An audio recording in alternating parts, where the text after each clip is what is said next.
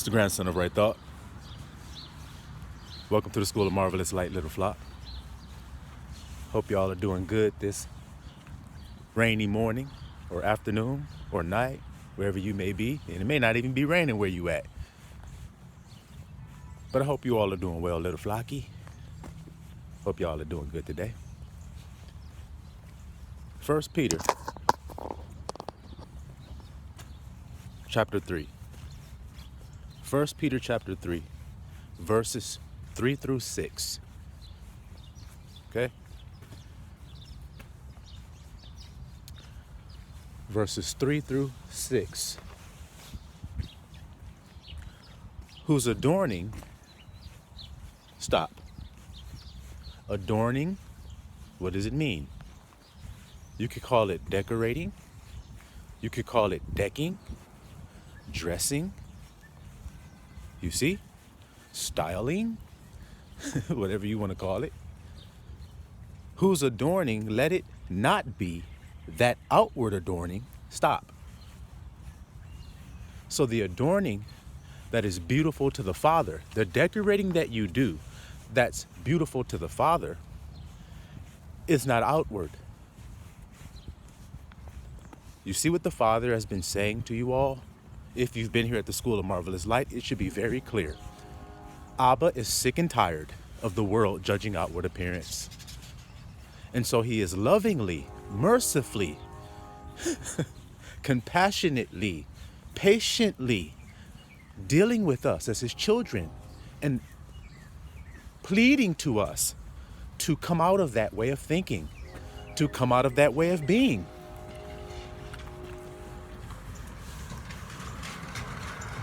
To come out of the world of outward appearance. You see?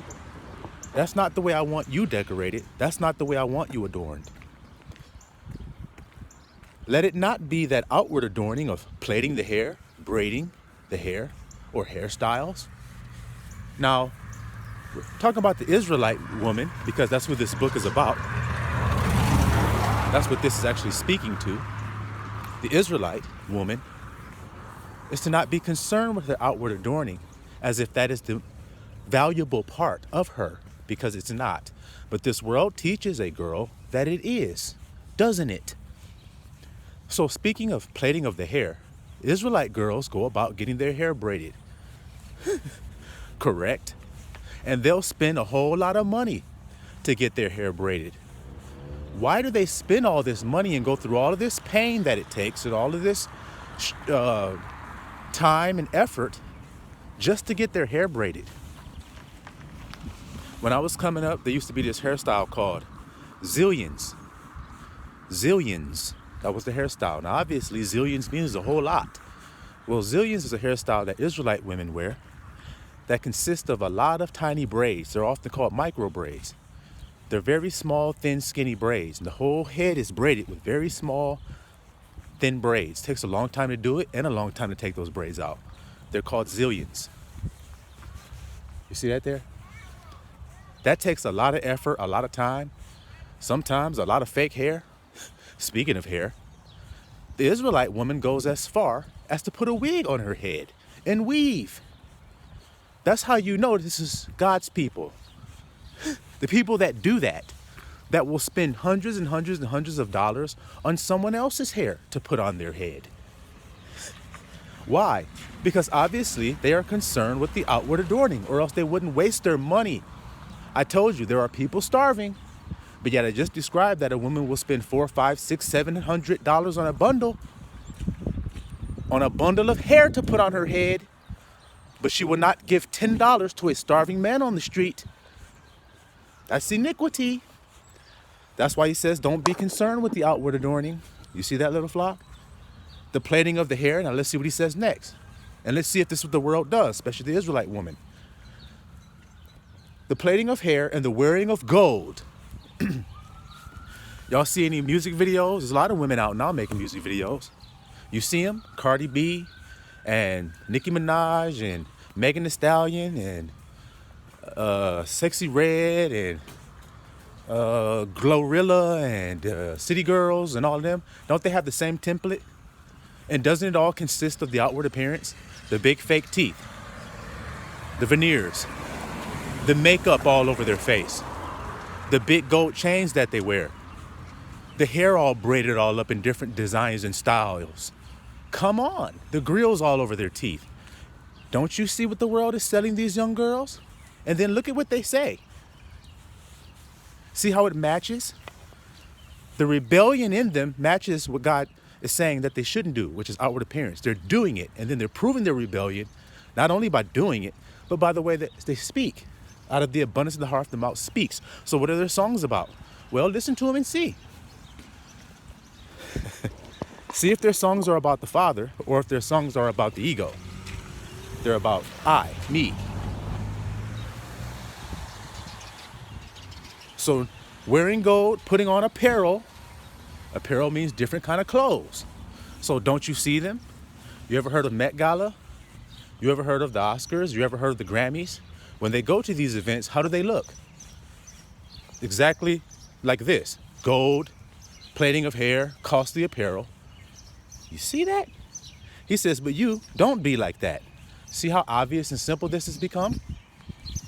When you see the world doing it, you're like, he's saying don't be like them. Why do you think they advertise it so hard? This is not about just life. It's about Abba or Mammon, because those are the only two gods you can serve. That's what Abba said. You will either serve me or you will either serve one or the other. You will love one and hate the other. See, you can't serve God and Mammon. So Mammon advertises to you. An advertisement is a means of sale. You see that? What did I tell you about the word buy and sell? That's what the name Cain means. See, the one who was marked. To get, to buy, to sell. Well, if your intention is to buy and sell, then advertisements work on you. See that there? Now let's see. He says, but. So now he's going to give you what he does like. You see this here? No, this is what kind of woman I like. Now, when I say woman, the men and women of Israel, are women to God. So he's telling us all how to be. It's not just saying women don't be focused on outward appearance, but be more focused on your heart. He's not just saying that to women. He's saying it to men too. You see that? In other words, he's helping us to learn how to judge it the way he does. All right. He says, but let it be the hidden man of the heart. It always comes back to the same old thing, don't it, little flock? But let it be the hidden man. Hidden means you can't see it. So the thing that should attract you to a person should be the thing about them that you can't see on the outside. Now, how many people are together for that reason? Hardly any. Hardly any. And if you want to prove it, brother, that woman that you with that love you so much, that cooked dinner for you and washed your clothes and all that, start dressing like a bum. Do what this said. Take your gold off. Take your change of apparel off and wear the same old shit every day, like a pilgrim. And see if she still loves you. See if she still wants to cook you dinner. Take that nice ass, expensive, shiny ass car you have, go and give it to the poor. The proceeds, sell it and give it to the poor. You do that, your woman may not like you anymore. Women, same thing. You looking good as hell. Just get all out of shape. Stop wearing all that fancy ass jewelry and nice ass hair you bought. Wear your natural hair.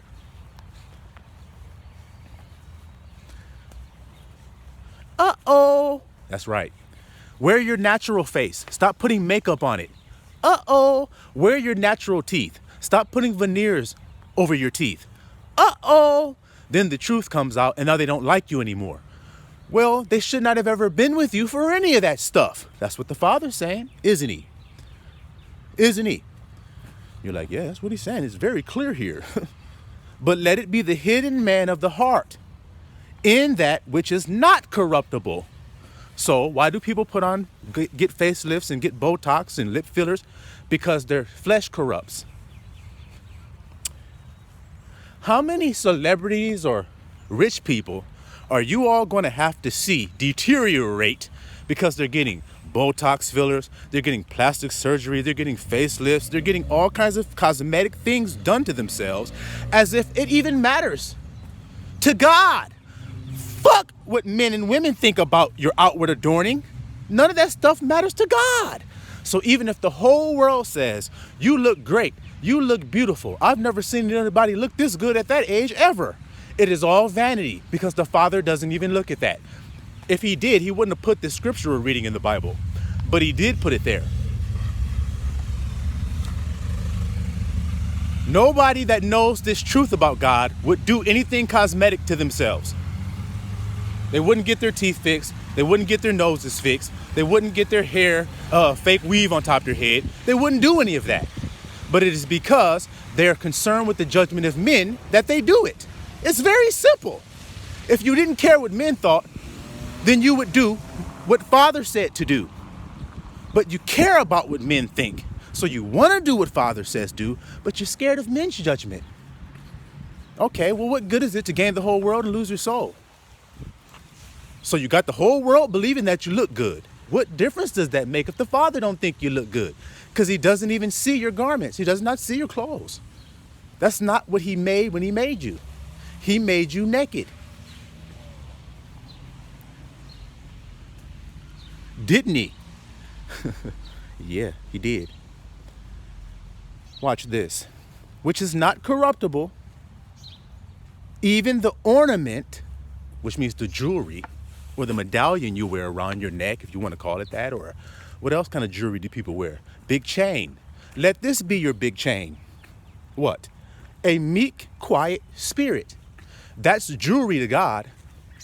So I gotta be pretty damn stupid to want to adorn myself for men, as if men determine where I go eternally. They don't. The Father does. So wouldn't it be wise if I sought to please the Father with my adorning? Yeah, it would.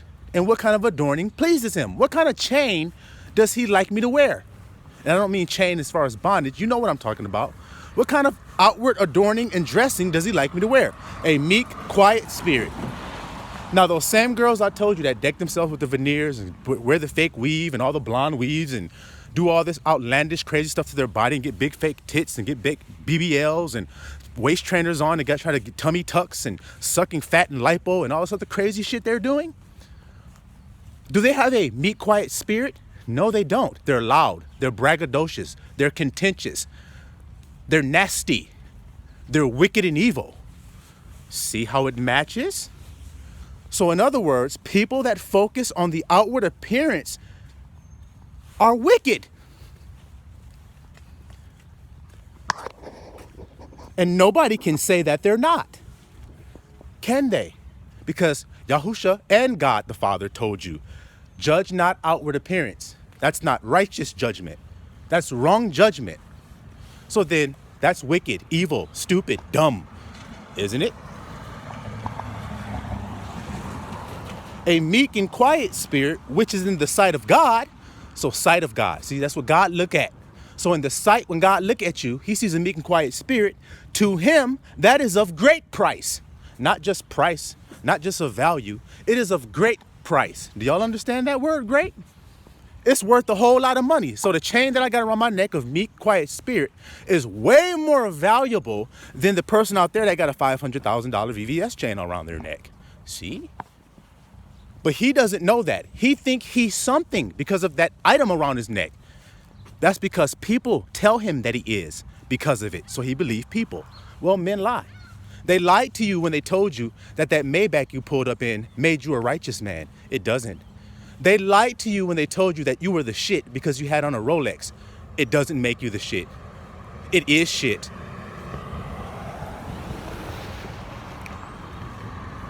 That mansion that you just purchased does not make you a clean individual.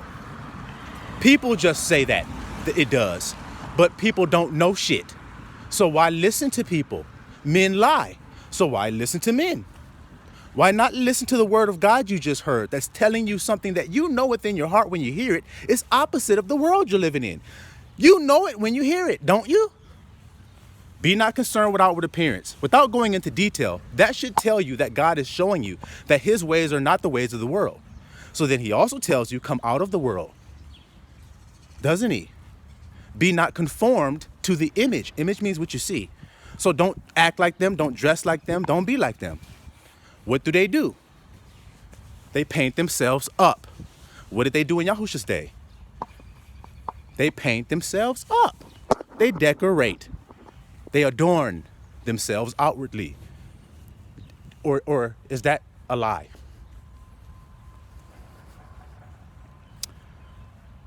Watch this. For after this manner, so the way that I just described to you, not being concerned with the outward, but the inward, which is the heart, and an ornament of a meek, quiet spirit.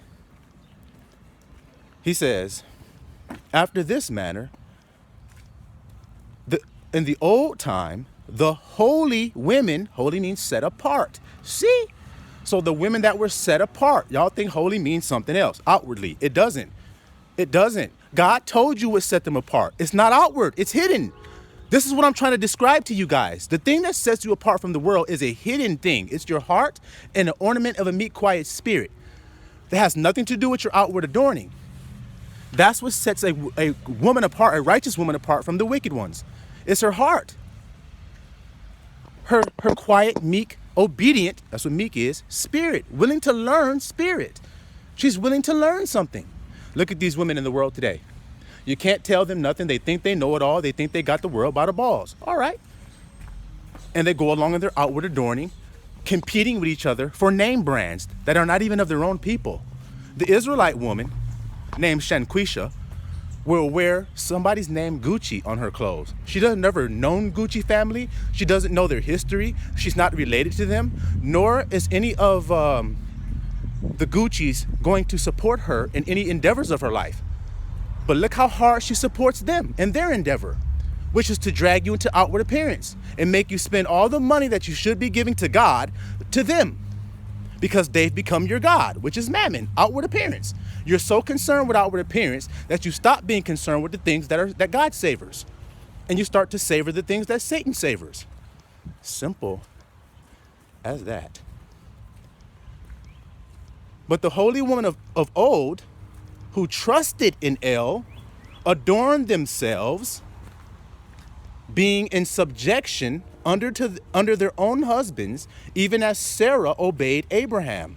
Obeyed. Now, what do you see the women of the world do when they get married and it gets to the part of the vows where they say, do you vow to obey? What does everybody do? They start laughing. What does the woman do? She starts making faces like, obey? Oh, what does the scripture just say? The set apart women do that. They obey their husbands. See? Nigga can't tell me shit. That's the opposite. Isn't it obvious? All right then. You don't need no man, girl. Well, Sarah said she obeyed her husband and she was found righteous before God and faithful because she trusted God. She trusted God's judgment for her life and not her own. You see that there? She obeyed him, calling him Lord, whose daughters you are. See? Calling him Lord, whose daughters you are, as long as you do well and are not afraid with any amazement.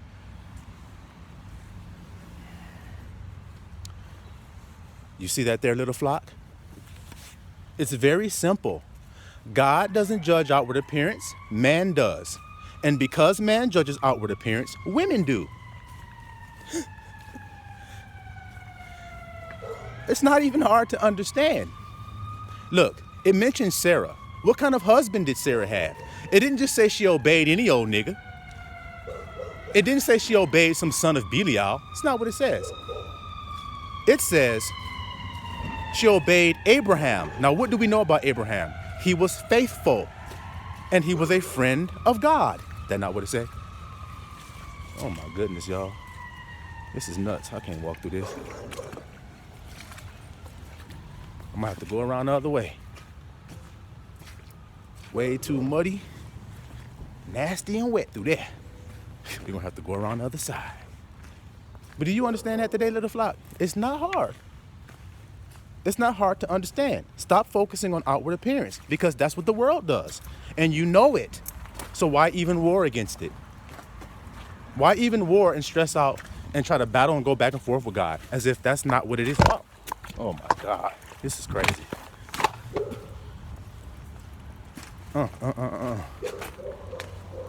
Woo. Nasty over through this little alley, y'all. So do y'all get that today? Should. You mean you should? Because it isn't hard. It isn't difficult to understand. Abba's looking at your heart. He says it over and over and over. We just read him say it again.